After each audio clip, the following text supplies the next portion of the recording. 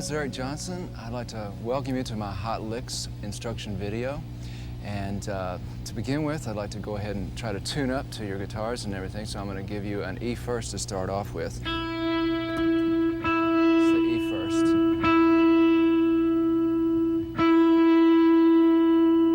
It's a B second.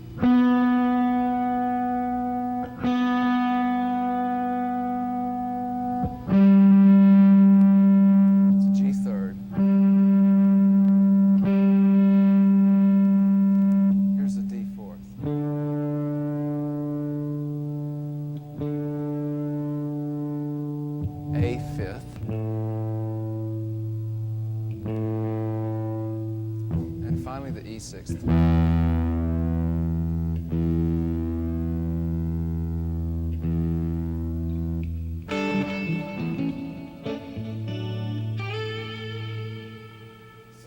I want to start off by kind of describing what I'd like to talk about in this lesson, which one of the main things I'd like to talk about are my major influences which helped me build my style, and those were Jimi Hendrix, Jeff Beck, Eric Clapton, Wes Montgomery, Jerry Reed, Chet Atkins, and a few others. I'd like to stick mainly with those.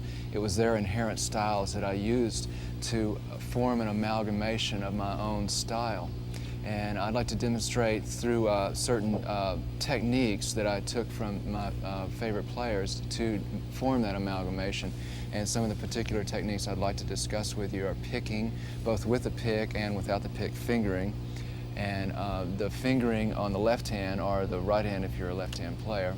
And chords and my own kind of chord theory, the way I approach lead, and then a couple of extra techniques which I use to embellish the style, which is vibrato techniques and the use of harmonics and the different ways you can use them. And finally, I'd like to talk a little bit about a general equipment layout that I use that helps me achieve the sounds that I'm going for. So to begin with, I'd just like to preface this discussion a little bit about the influence thing. It's like there were a lot of players that were key players in my life that really helped inspire me to play guitar, and they kind of molded my style. And so the way I went about it, and I suggest this, is to pick out guitar parts off of records of your favorite players. You can slow the recordings down and try to maybe get it note for note. And I used to do this a lot with like Venture records when I first started playing, and also with the Cream records. I would sit around, you know, do something like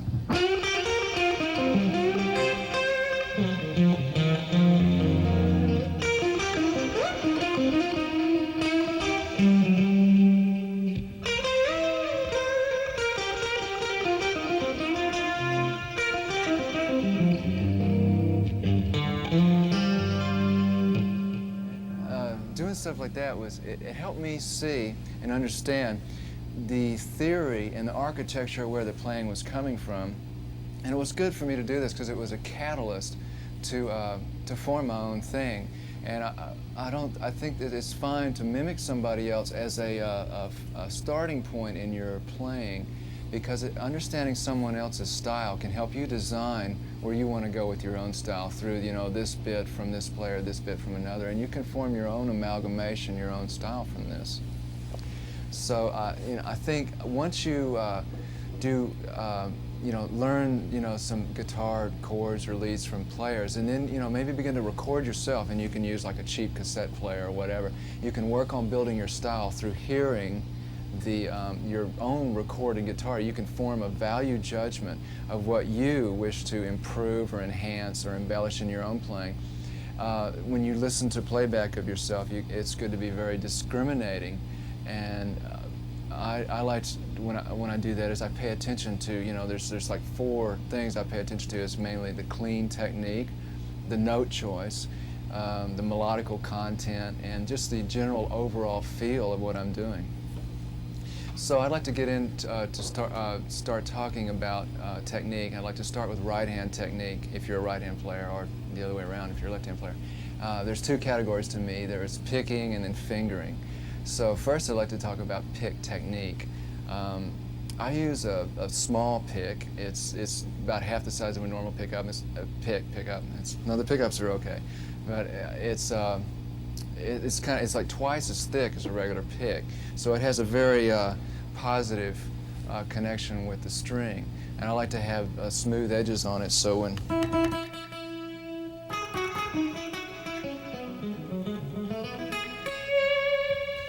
there isn't a lot of extra unwanted pick noise, which is kind of a personal preference for me.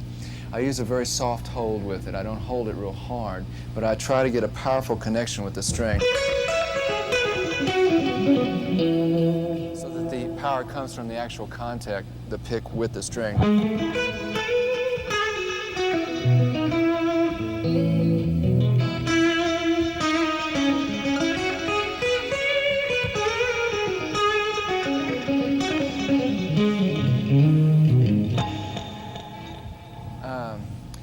One technique that's very essential to me playing with a pick is what I call the bounce technique. It's where actually it improves the tone, I think. It's achieved by the correct up and down strokes. Rather than playing side by side, it's a question of you're actually going from the pick guard up, so you're brushing the string.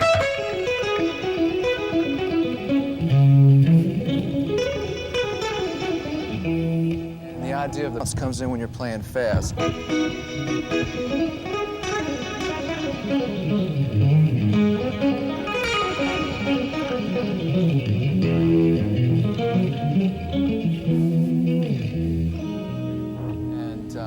the idea is just to keep that, you got to keep the wrists loose to get that. It's a little harder to work on. I usually use that to warm up with, really to keep that very agile.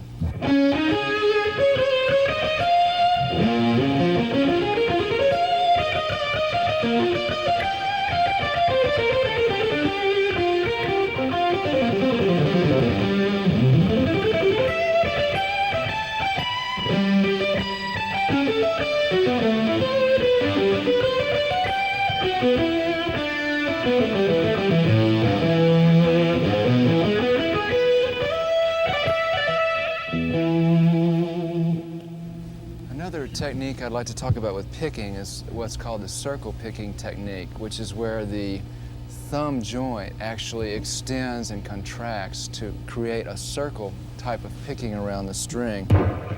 And the point of that is for playing a lot of faster stuff where you don't want to move the hand a lot like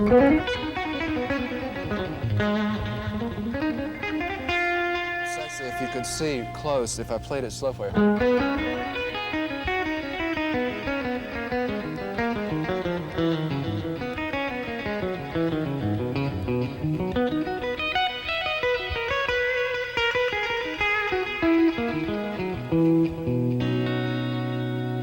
Pick is moving back and forth on the string.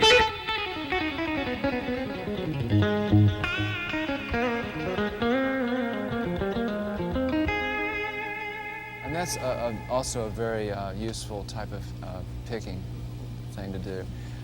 You can also adjust the tonality of how you want it to sound via the place where you pick. If you pick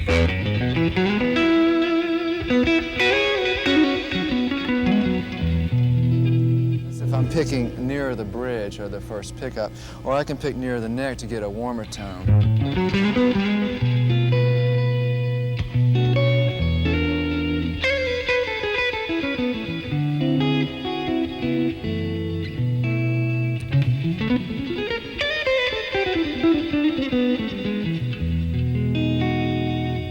it can be done on either pickup.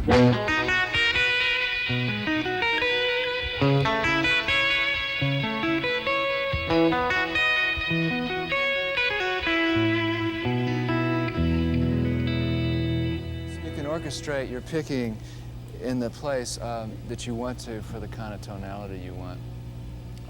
One thing that's of note is you can either pick the notes or, of course, do pull-offs. You can either have it where you pick every note, or you can do the same thing pulling off.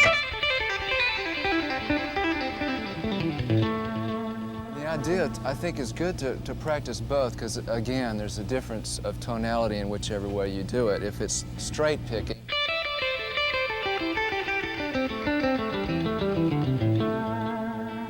or if it's pull-offs.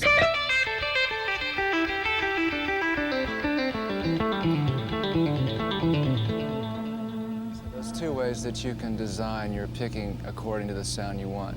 A lot of times on lead,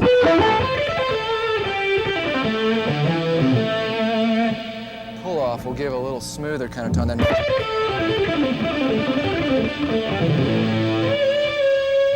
depending on what you want. And it's really good, to, as I was saying, to practice both.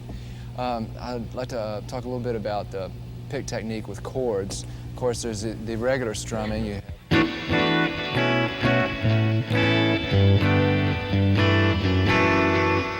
strum backwards.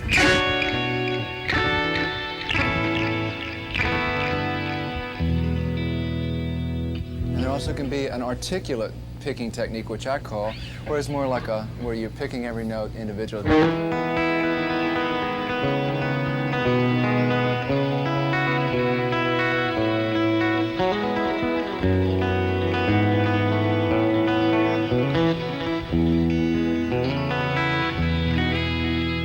That's nice for articulation of parts, like on kind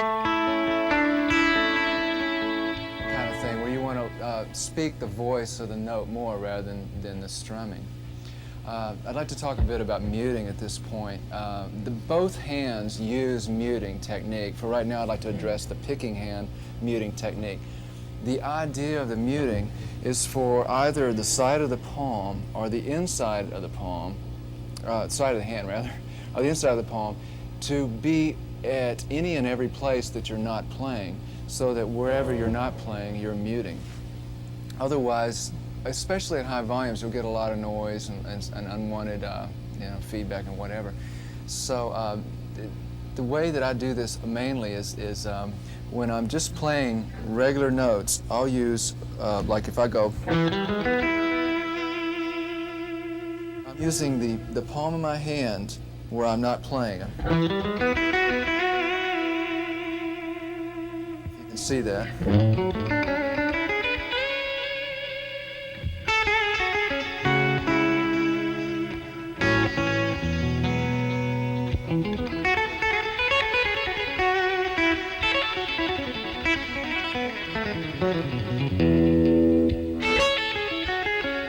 So I'll try this a little slower, maybe you can watch.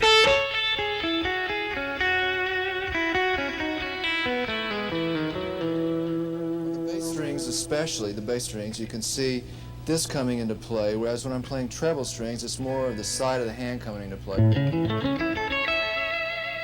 then the bottom string, I'm muting the E and the A when I hold the D string. I'll keep it a lot cleaner. So there's also the finger muting, which we'll get into in a little bit. For picking technique, that's pretty much the main parameters I use. So I'd like to venture into talking about finger technique, which is I do without the pick.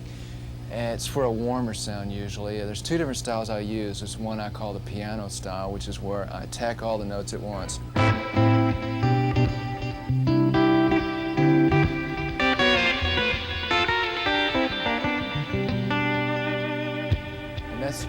It's more like where you're just hitting all the notes. There's a little bit of punch. And then the other style I use is the articulate style, where the notes, as I was saying earlier, with the pick, but just without the pick.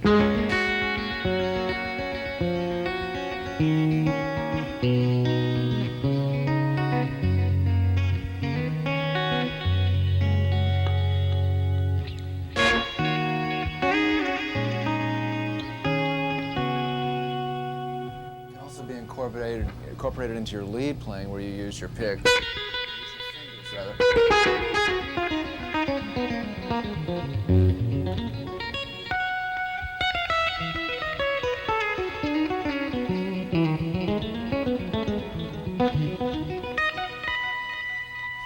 It's a different sound to use that. So mainly, of course, the classical way or bass guitar way is more like this, but I use more of like where I was just kind of clawing the strings as if I had a finger pick, but without it. So it's more like just.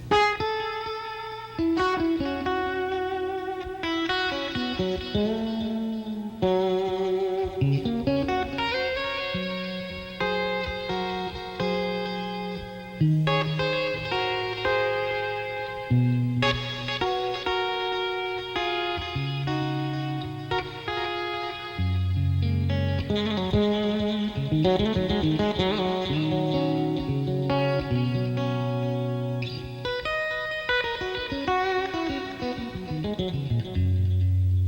you can do it with a little bit more of a punch to it, like.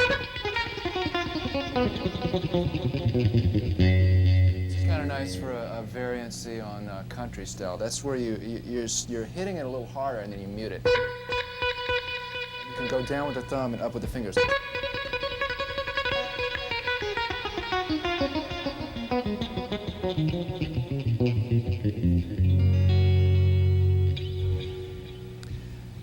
So we'd like to talk about one other fingering technique with the right hand, not using a pick, non-pick technique, if you will.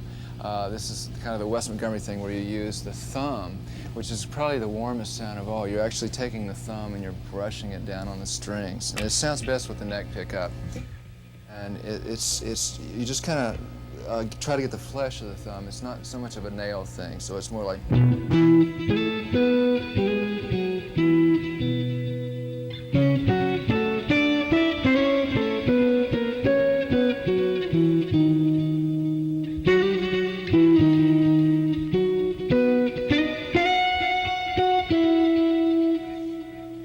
See that, it's just. And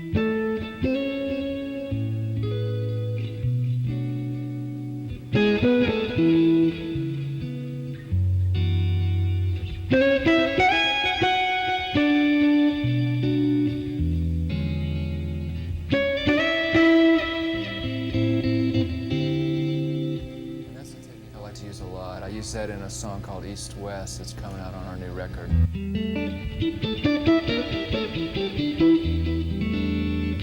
Of course, use it for chords too, which I'd like to get into a little bit. Now there's a technique that I like to use the most, which is pick-finger combination. And I'd also like to reiterate the bounce technique, where you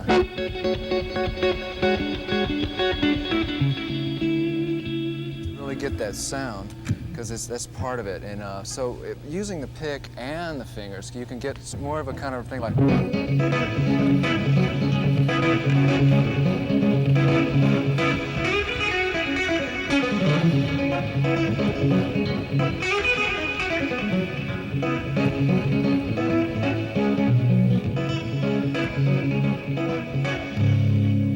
Where I'm actually bouncing the strings, and I'm using my fingers as well as pick.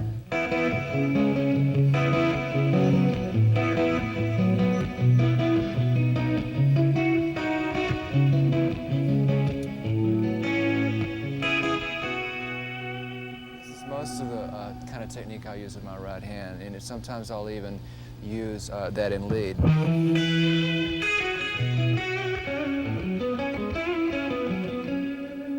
you could see where I'm actually.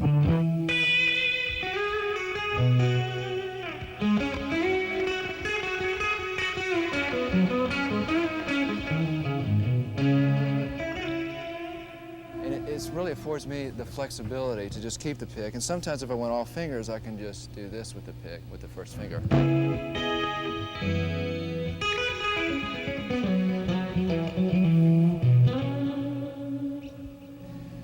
So to just quickly go over what we were talking about, there's the indication of with the pick and finger is the regular strum.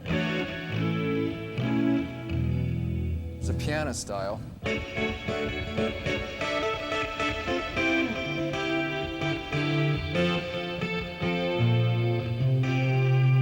there's the articulate style that I use.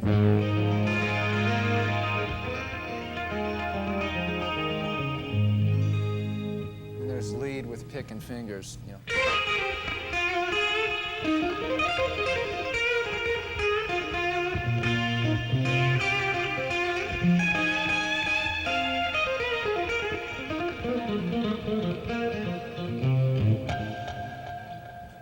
Discussing a little bit before. I'd like to now go into fingering, and it's my personal discovery for myself that your hands as well as your shoulders should be very relaxed because this helps you get your tone. And one thing that I know I do, which I try to become aware not to do, which I think is very important, is to breathe normally, because there's a tendency when you're going for certain licks to hold your breath, which actually it can play havoc with your tempo as well as just the flow of your playing. And there's a thing that I like to do called precise finger placement on the string, and to me that's very important. It's a little bit of a ambiguous rap to talk about it. It's basically through a process of trial and error, you learn to feel where the connection with the string is right, because a lot of your tone actually will come out of the way your fingering hand will hit the fret. It's like if I try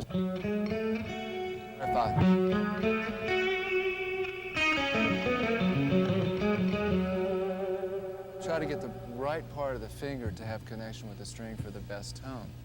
It'll also give you a little cleaner playing because you're more on top of the string. There are 3 exceptions that I use to this. Of course, the flattening of the fingers if you have to play chords. And I use a thing called curved flattening of the fingers, where you actually curve part of the finger to achieve chords within a structure such as this. Just flattening part of the finger for the E, A, and D note of the A, D, and G string. The joint comes up to allow the other strings to be open. The way around if I wanted an open string.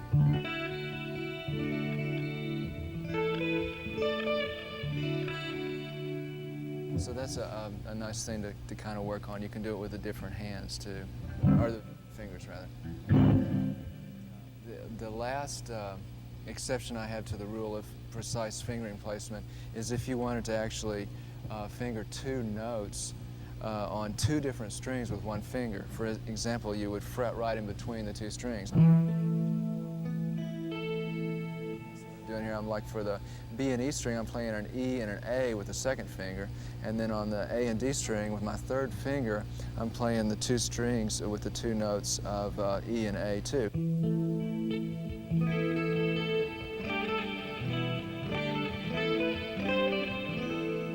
It comes in very handy on certain chords. For instance, if I was to play this chord,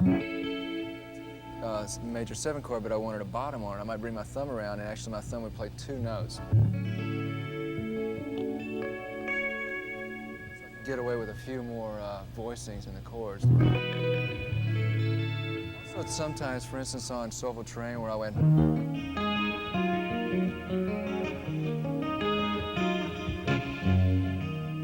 to me, there's a little bit of a different sound using 1 finger for 2 strings. I'm using 2 fingers for 4 notes. Sound a little bit different than. It's a little bit more of a punchier sound, so you can incorporate that sometimes when it isn't absolutely necessary, just for a different sound. Also, I'd like to talk a little bit about the thumb behind the neck, which I think is pretty important to do because it facilitates your chord reach. And if you get in a habit of doing that with chord reaches, you'll find yourself available to move into other chord spacings that maybe you wouldn't think of, such as.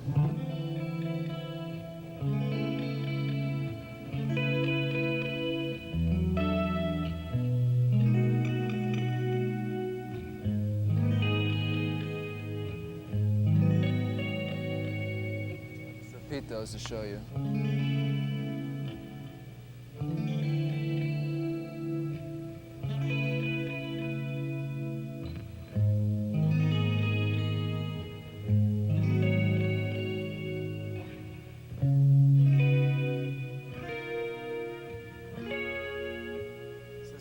Well, there's my thumb sticking out. Of course, there's some exceptions to that, especially when you don't know what you're doing. But anyhow, also keeping your thumb behind the neck will help you achieve a more precise fingering to do lead passages as well. Like.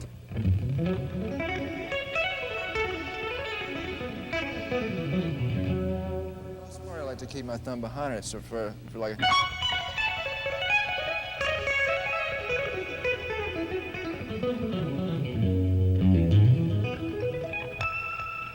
It affords me the chance to spread my fingers out a little bit more.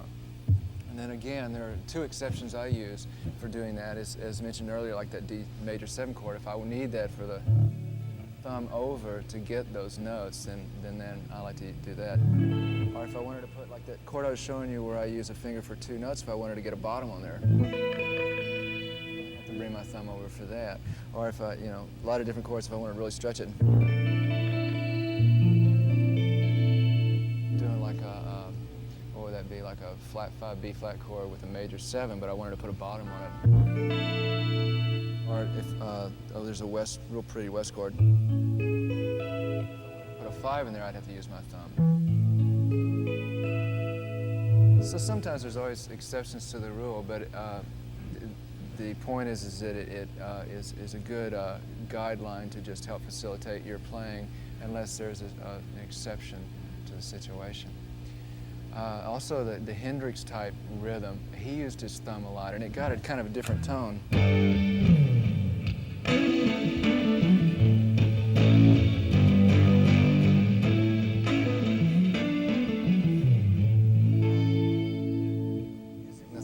For the bass freed you up to do all sorts of stuff on the top with the rhythm.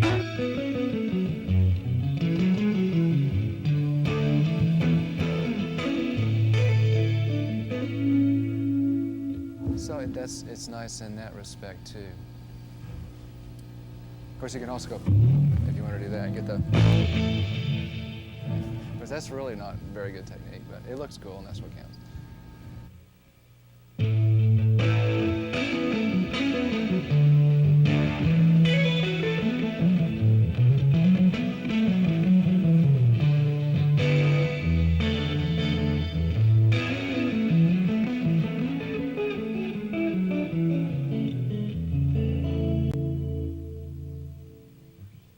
So, as mentioned earlier, the left hand also aids in the muting process.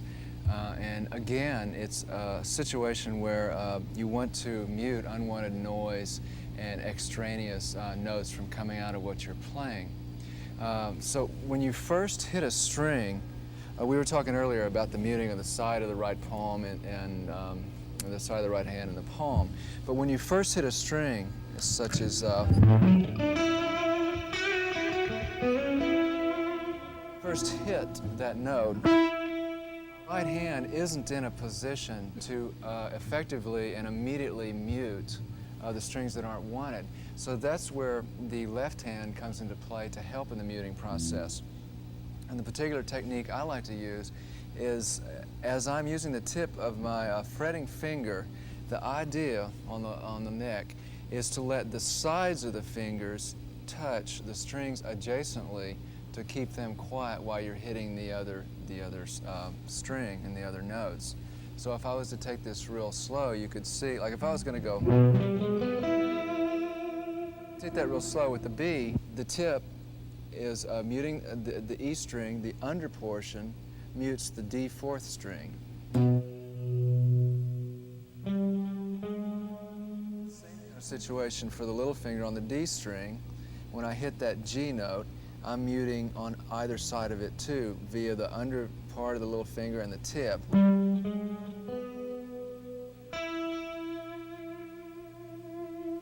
If I was to stop the note there and give a vibrato, that would give me time to do the rest of the muting with the right hand. So it would be starting with the left and ending with the right, muting that is. To play right there.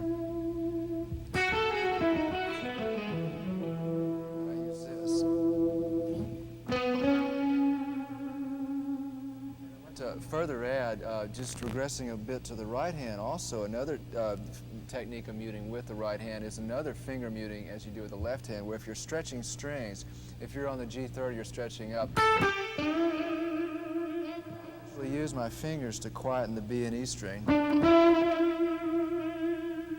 use this part of the hand to quieten the other ones. If I was to stretch on the B string, I would use one of the fingers to just get the E first only. It's right here is where you can see that I'm muting that. So it's kind of a two-part process, finger and palm on the right. And as long as I'm doing the licks, I'm muting with the sides of the fingers. If you're playing faster runs and you want it legato sustained,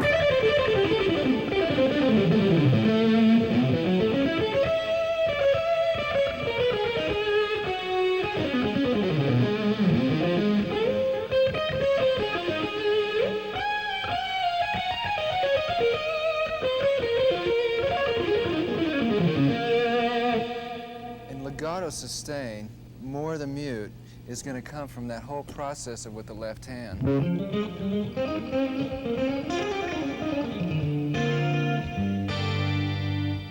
And the tips to mute where you don't want to be. If you were to want to play faster runs and have muted style throughout the run, of course, then you'd want to use the side of the hand where you mute constantly.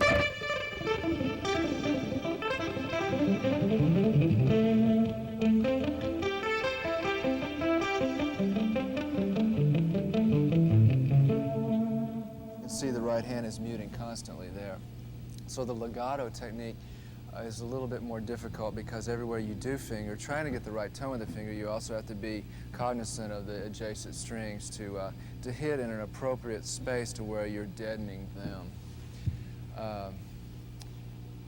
So that pretty much covers the gamut of the muting process. It takes a little bit of practice, and once you do learn it, it's something you have to kind of keep up so you can feel the right kind of space to keep that muting together. As far as fingering of scales and runs, I don't really use any certain method. It's pretty much trial and error as to what I want to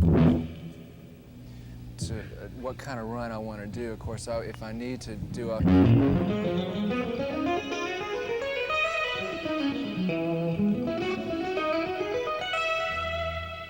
wide stretch, I want to position my fingers accordingly.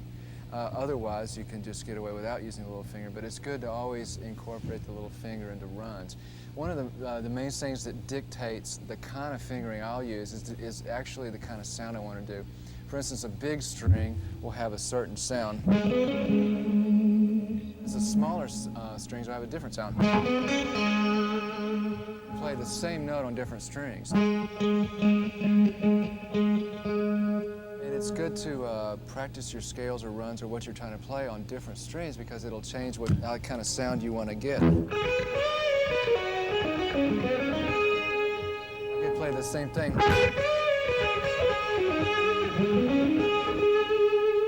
I could yet even thicken it up more.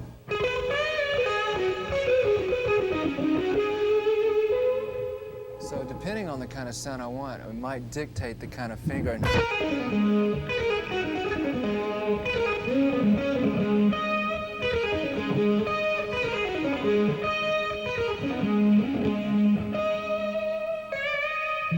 that'll change the way you want to do your fingering. That's kind of what I use as far as fingering. And again, it's kind of just a practice thing of, well, that works better there, and I need to, if I have a wide scale, I need to keep my thumb behind the neck, then, well, I need to, get the little finger out there to get the scales I want to get. So the small strings give you a tighter, punchier sound, and the bigger strings will give you, the thicker, throatier kind of tone. And you can, as I say, you can play all the different, notes on different strings. So going forward now, I'd like to talk a bit about chords and the way I look at them. I'd like to preface that with the fact that the guitar is a bit hard to tune up. So to talk briefly about tuning, I think I use what is called a three-point tuning process, where I'll actually use 3 ways to tune the guitar, and this is to enable a better tuning of the intonation of the chords as well as the lead. And those ways are the conventional.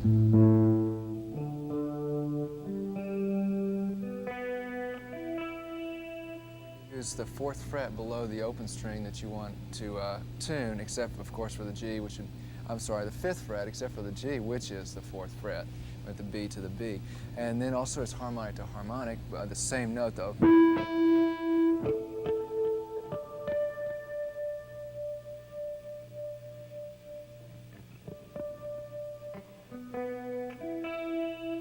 So the 3rd way I do it is where it's octave harmonics. A harmonic and a note. Harmonic at the 12th fret of the bottom string you're trying to tune up to the top string, and on the 7th fret you fret the note. So I would hit the 12th fret of the D, and I would do the 7th fret of the G to get the corresponding note on the G 3rd string. And that way, if I would go through checking a tuning,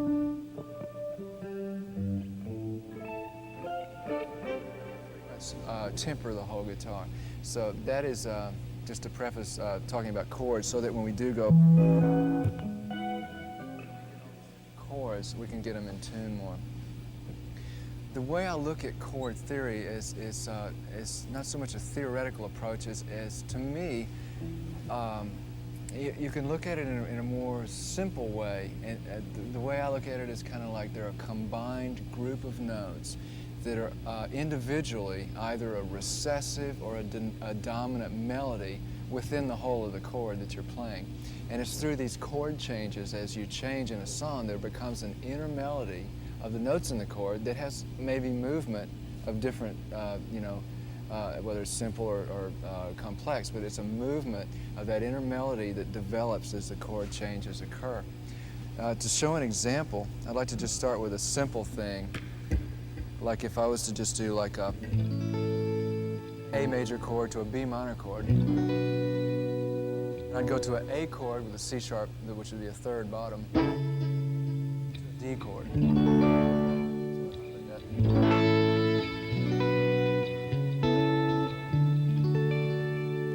If I wanted to elaborate on that, maybe I want to put a second in on the A, so I bring it up here.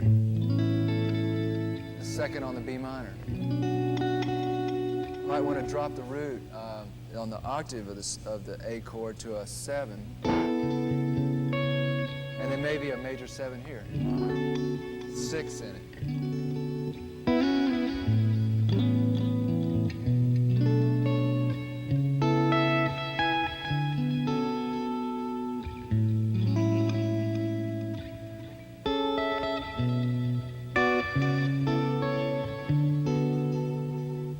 Basically what I'm doing is just alternating certain notes. So if I was to have a melody like,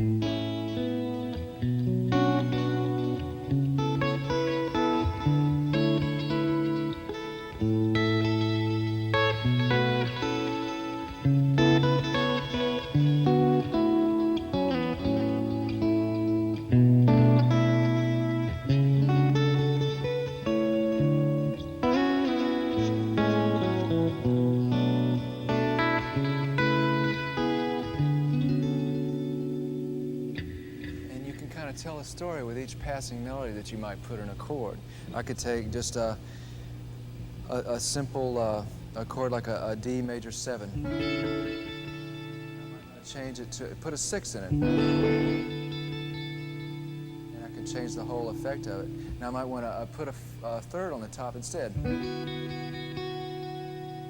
Now I could take that same chord, say that I got to that point. You know, it's just it's a process of these simple little steps that you can see the changes in the elaboration of the chord instead of seeing it as all one big thing that's kind of hard to reach to. So again, I like to say I start with a D major chord, change it into a major 7. Maybe I want to drop the third to a second. Now I want to put a 6 in. Maybe I want to put a fourth on the top.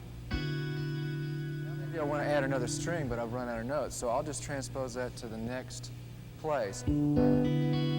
Guitar, which will be like this. At that point, I can put a top of a 6th.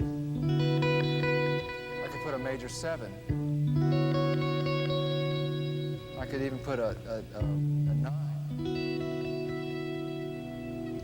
So it's through that simple changing that you can tell a story with the chord changes.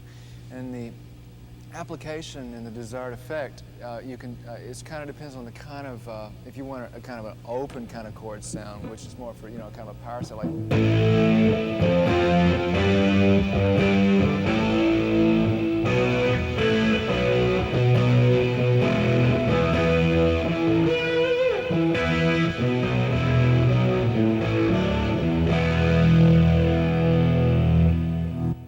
Using mainly the 1 and the 5. Like if I'm in E, I'll use an E, a B, an E, a B, and you stack those fifths.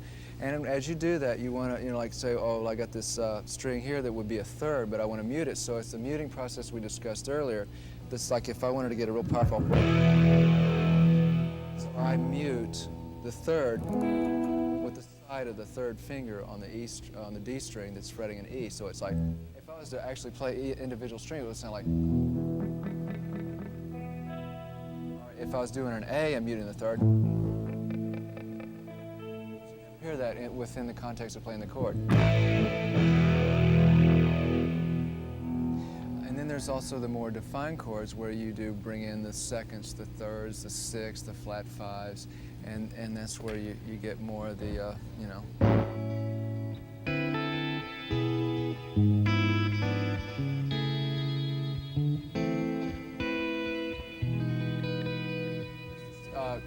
It's telling more of the story of the chord instead of leaving it more open and simple.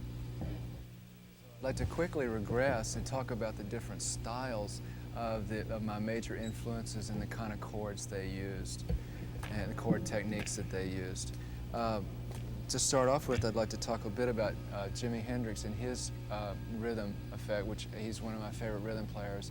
He used a lot of the neck pickup, and to me it seems that his roots is with a lot of rhythm stuff. It's definitely the blues, but it was also kind of a Motown feel where he'd take a lot of force and fifths and slide around and do chords with 2 or 3 notes instead of just playing the whole note. For instance, he might go like.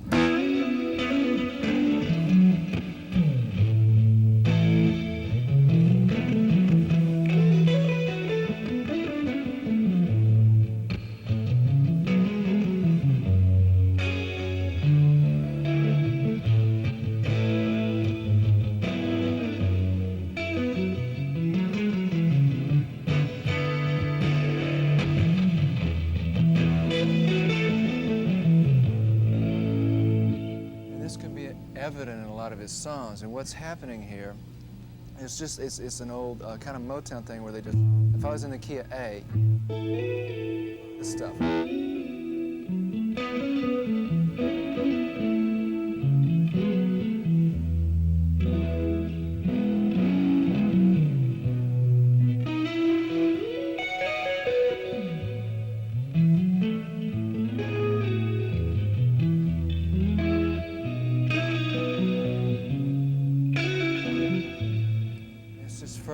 Articulation and elaboration on the actual chords. In other words, if I have an A major chord, I'm going to put a little feel in it by starting at the second and then go to that third. Let's go.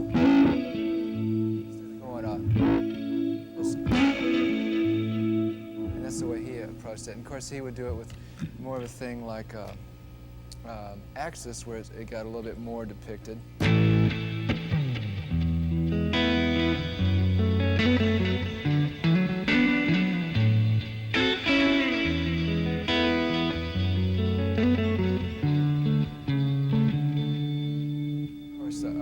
More spacey version like the Electric Leyland.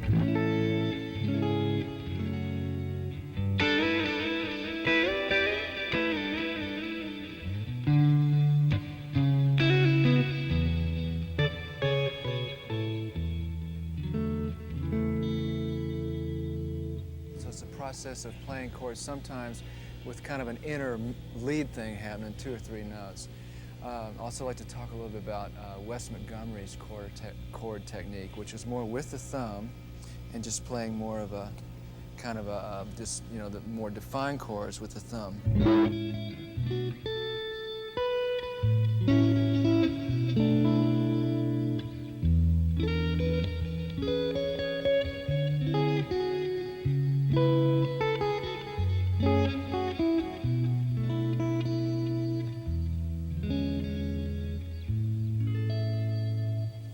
Sound, just using the thumb very simply and brushing across the chords. You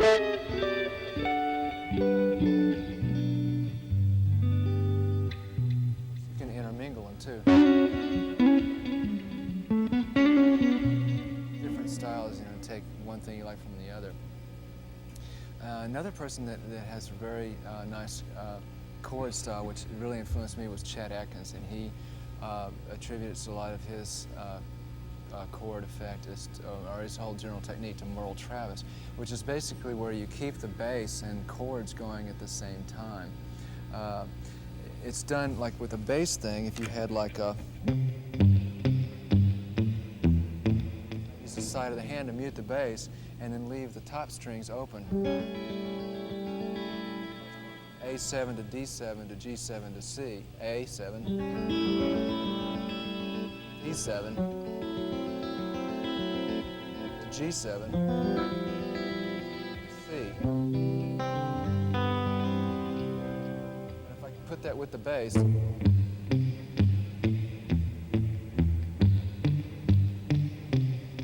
side of the hand, I'd come up with something like this. And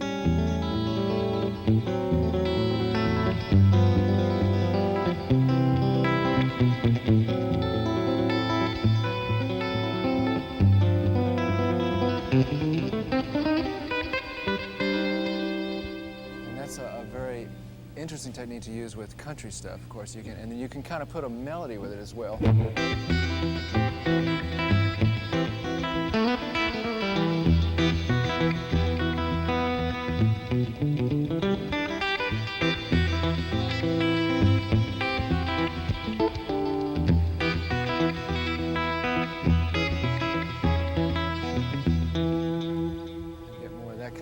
So it's a process of keeping a bass going, basically 1, 5, 1, 5, and then putting the top in that you want to do. And it's good to just practice them individually and then put them together and do it very slow and build it up, and you can work into that the bass chord kind of thing happening. And I'd like to talk a little bit about Jerry Reed's style. To me, there's a bit of an interesting similarity between Jerry Reed's rhythm and Hendrix's, and not in style in as much as technique. Again, with the Hendrix, you couple of notes to define a rhythm. Jerry Reed also did that too, like with, say for instance, with Red Hot Pickerway.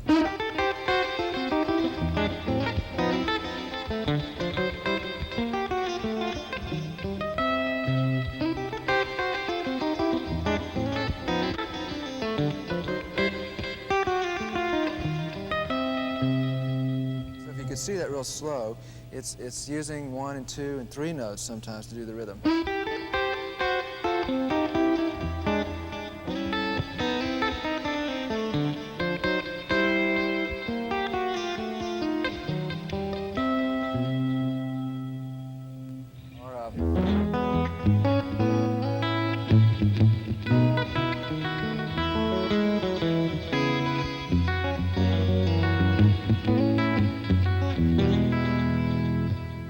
See the interplay, and it's also the bounce with the piano technique of hitting a lot of stuff at the same time.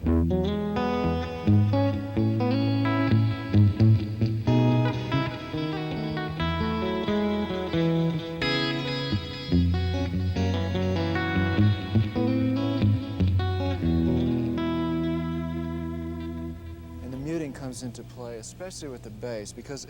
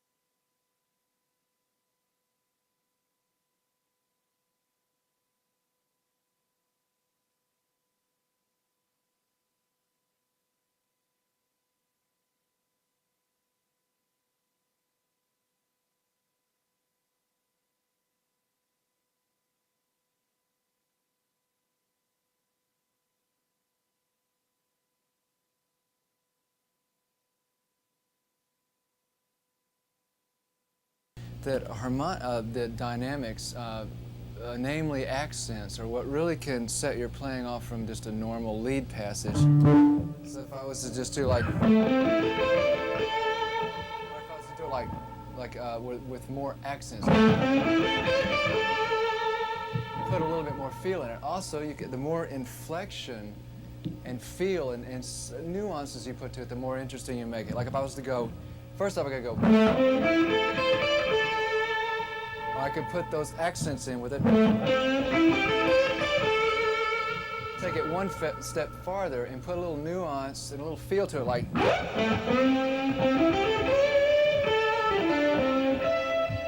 and just put a little color with it, but just by the way you might stretch to the note, or just the different, kind of put a little sass to it or whatever, like.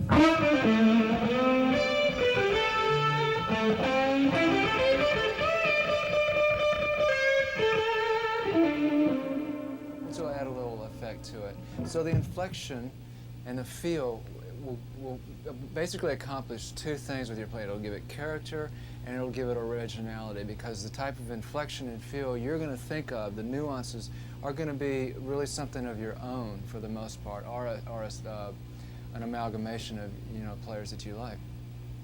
So moving ahead, I'd like to talk about influences and their my favorite players, how they affected me with the way they played lead.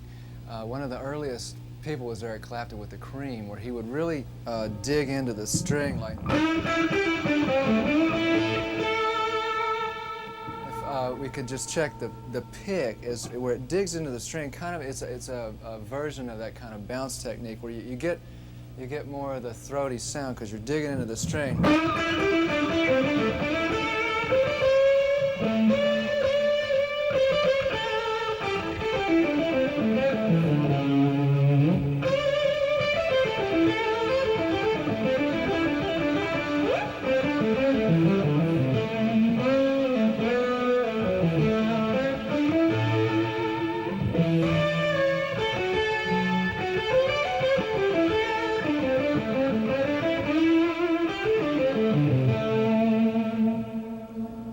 It was a very influential style on me, the Clapton effect.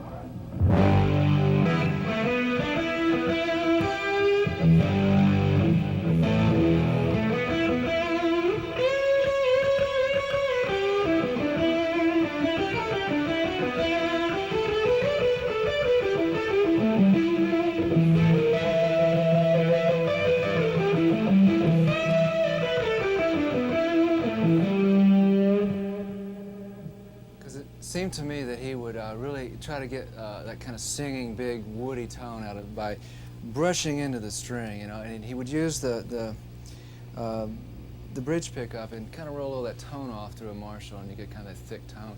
One of the things about Clapton's playing which really taught me a lot was his use of vibrato with the left hand, and he had what I would deem as subtle vibrato, just barely rock the string with your wrist, which would be more like.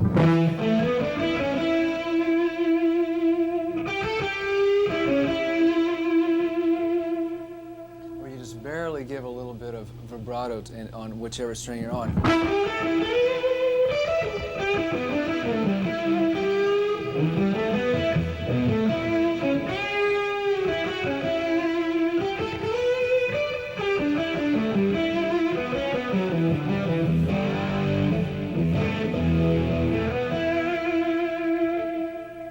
Again, adding character to the notes you're playing, and then he used a more verbose vibrato where he would stretch the string and give it more of a like a.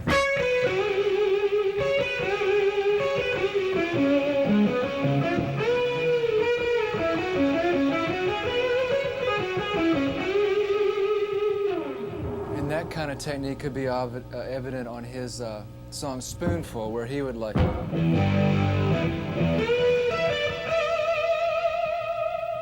You're actually using the fulcrum of the hand behind the neck, stretching up to the note, and then just rocking it back and forth to the note and back to where you originally stretched from.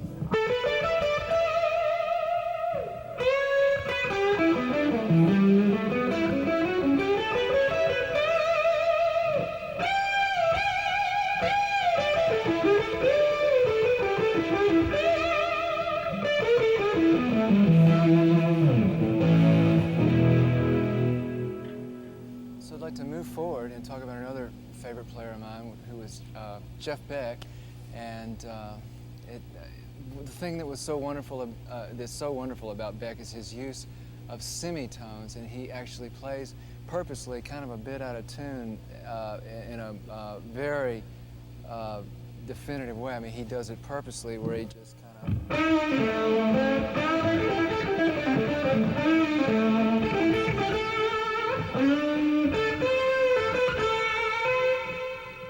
Actually, he would stretch the note a little bit out.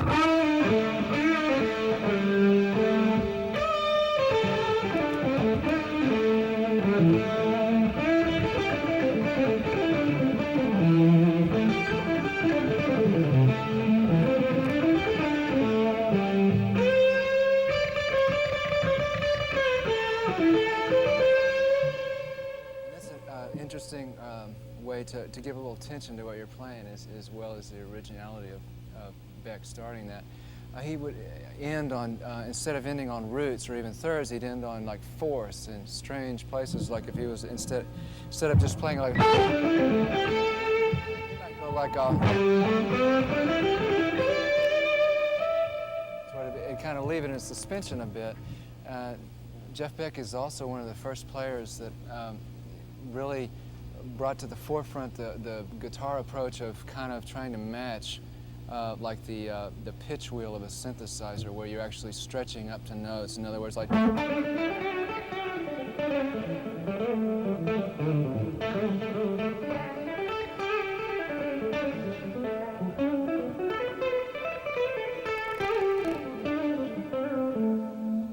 stretching as if it was like a wheel to an absolute pitch. In slower explanation of that would be like...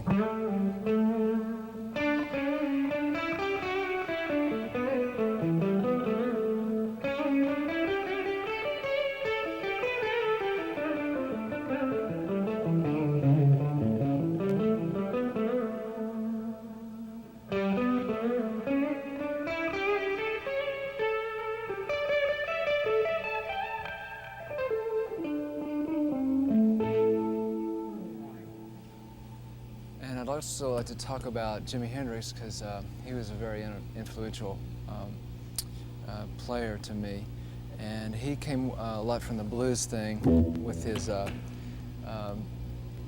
lead playing, and he would, more stuff like...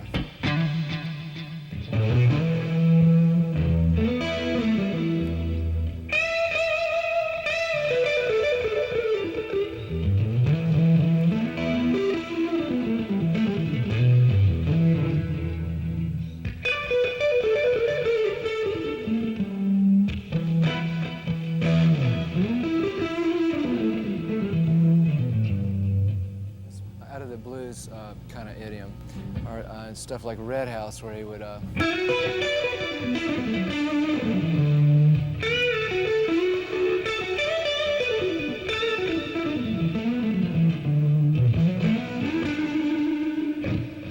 use a lot of the neck pickup to get that kind of sound. And of course he used a lot of like fuzz, which I like to use, like the fuzz face, to get that kind of a sound like he got, which is more of a psychedelic kind of thing.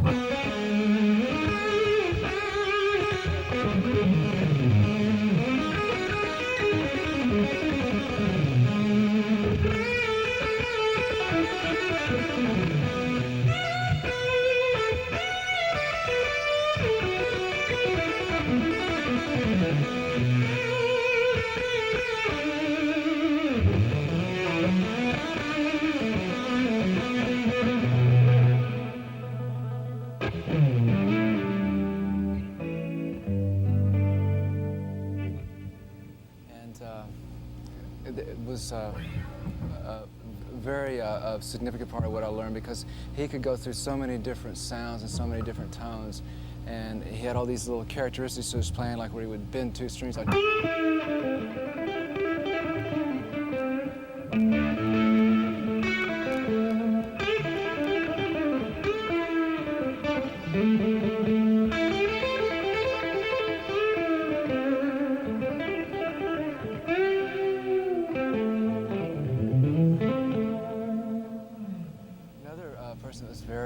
influential on my lead playing was Chet, because he would put the lead with the rhythm, and get more of like what we were talking about earlier with the bass and the chords going, and then he puts kind of a melody within that and comes up with kind of a whole song within itself. So that was interesting to me to learn, because I love the sound of it, and also it kind of could encompass so much in one guitar part. For example, a little song thing I do, which is a direct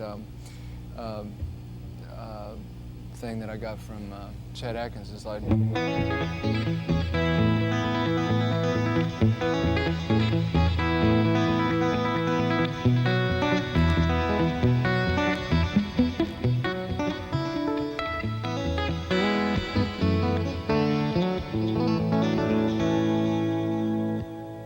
the idea with that is to keep the bass going, have the chords.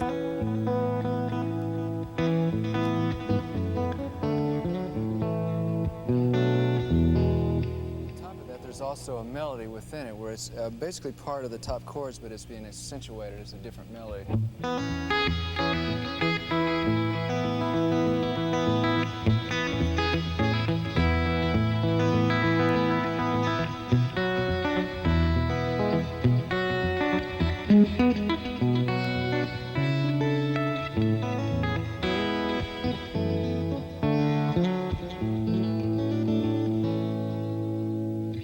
To the rhythm idea of Chet Atkins, but just with accentuating a lead melody on the top via the second and third fingers. Another big influence on me for lead was listening to steel guitarists, because they always are working on that bounce technique that we were talking about earlier, and a lot of piano-type picking technique, and something that I kind of call absolute string stretching, where you actually stretch right to the note. Like steel players, as if you had a pedal, so you get more of a. You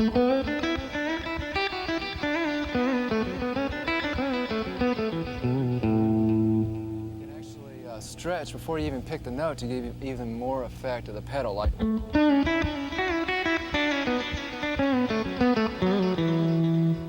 So I'd like to show both examples real quick. The first, where you just pick and then stretch, is like, so if I was going from a C sharp, like if I was an A, and I might stretch the C sharp to a D and stretch the E to an F sharp, but I'd go right to it as if it was a pedal, like.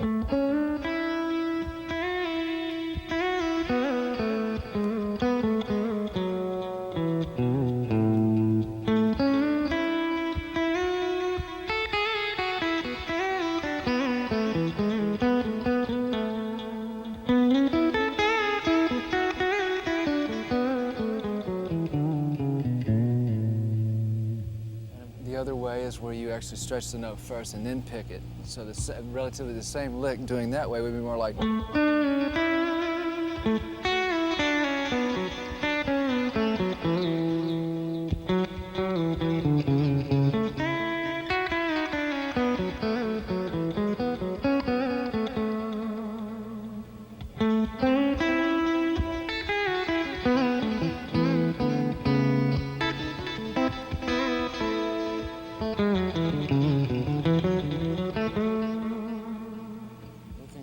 Kind of a steel technique with that, and to do something like that in combination with the bounce technique, you can get kind of the country kind of stuff. So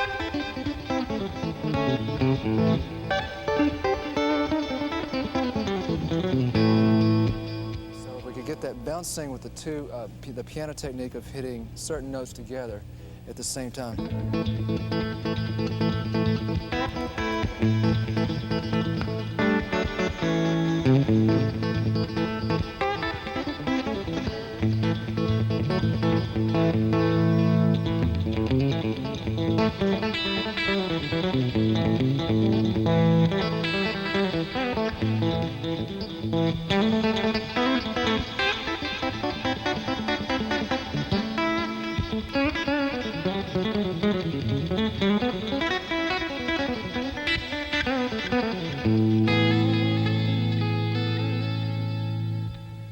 Idea is to approach it as if you had pedals.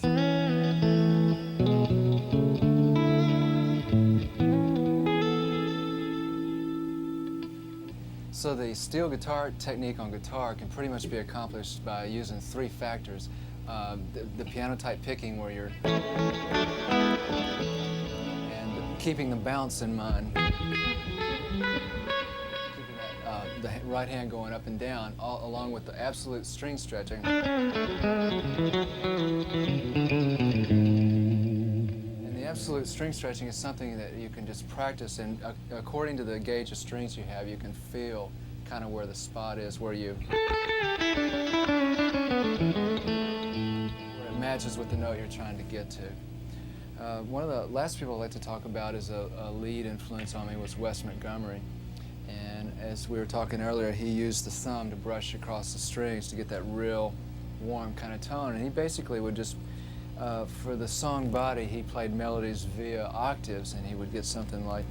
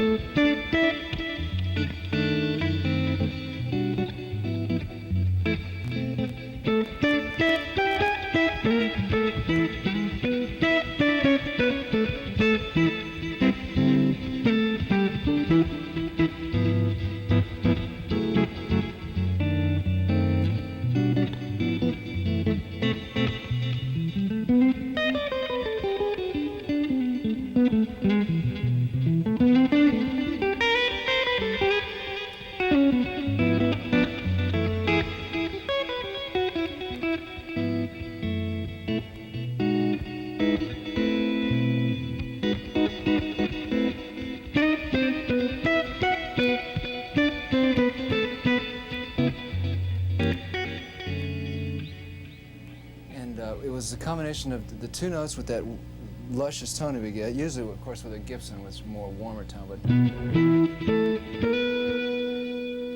the idea of it is to, when you're playing the octave, there's a middle string in between the octaves. So the underneath the first finger that's playing the lower note will mute that inner string, and then the first under the third finger that's playing the higher note will mute the other strings. And if necessary, the curvature of the first finger will come around and mute the top strings that aren't being played at all.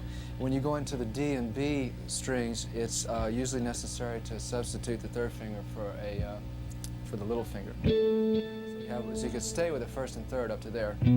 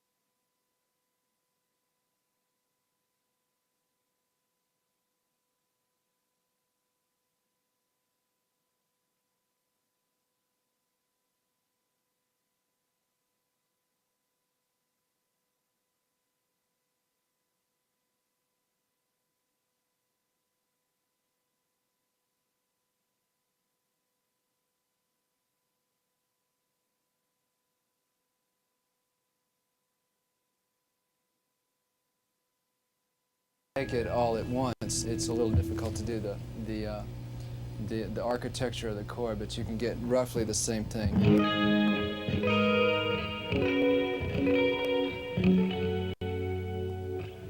Another type is, of course, is the classical style of harmonics, which I use with the pick. So it's the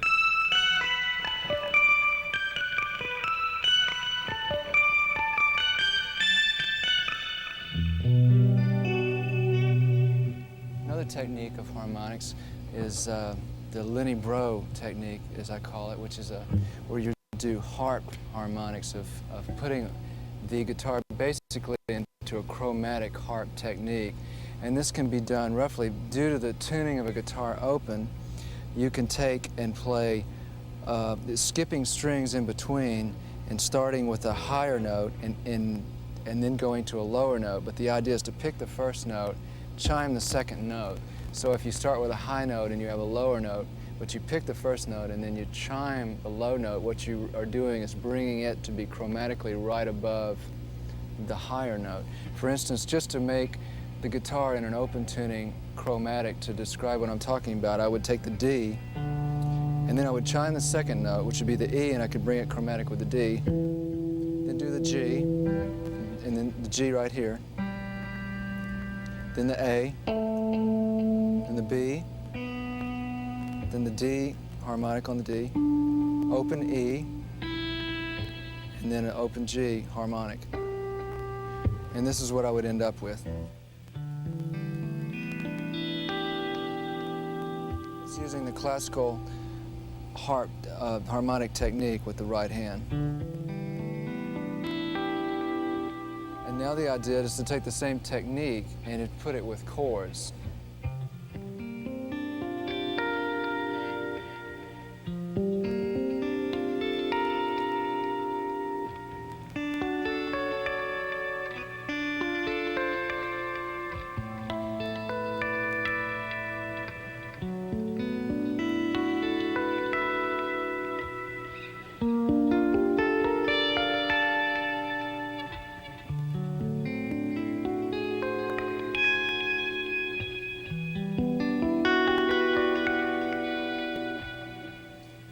This also can be elaborated upon by pulling certain notes off. Like if I was to go, I could go.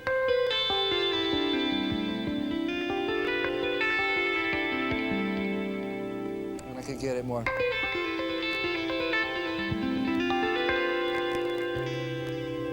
To get that kind of effect.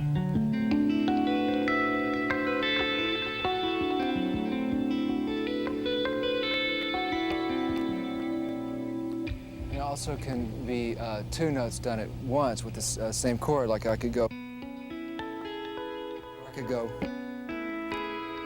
where I'm actually using my thumb and first finger to make the harmonic, and at the same time using my third finger to just hit open a note that's a string over. So it would be like if I was to take the G and A string first, harmonicking the A string, and then the B and D string, harmonicking only the D string.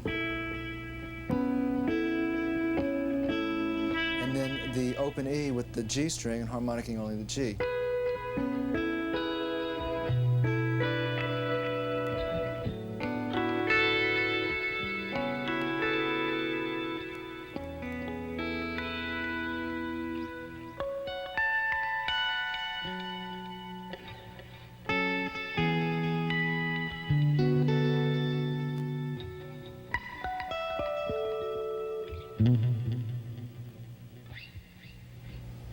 And so that kind of adds most of the light to the way I use harmonics. One other way I use them is I'll put them with chord playing. If I was to...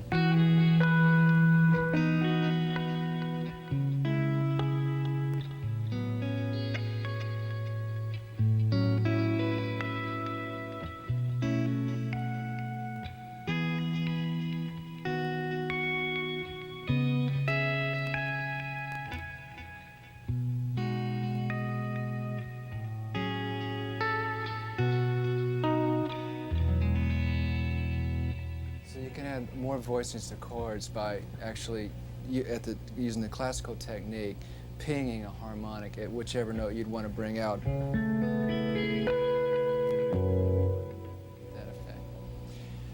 Lastly, I'd like to talk a little bit about my amplifier setup in light of what I go for to try to get the sounds. I like to use two Fender amps for the kind of clean rhythm sound, and just set them kind of lower for the real kind of clean Strat sound.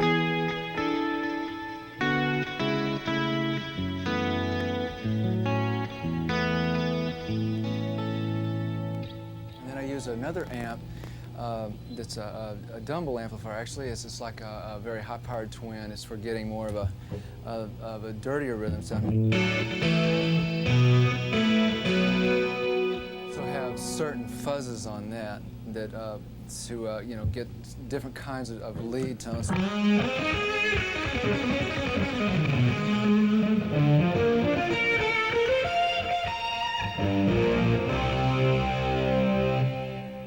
Go to a third amp set up for more of a straight ahead Marshall kind of sound.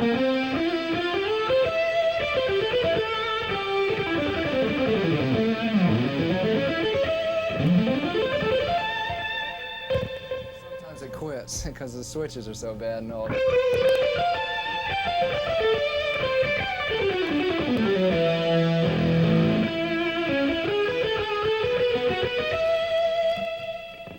Through all these different effects and amp setups that I'll go anywhere from clean to a distorted, depending on the kind of style I wanted to use.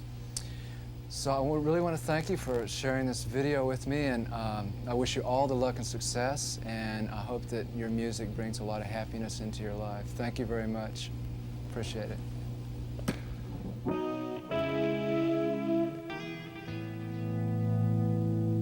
it.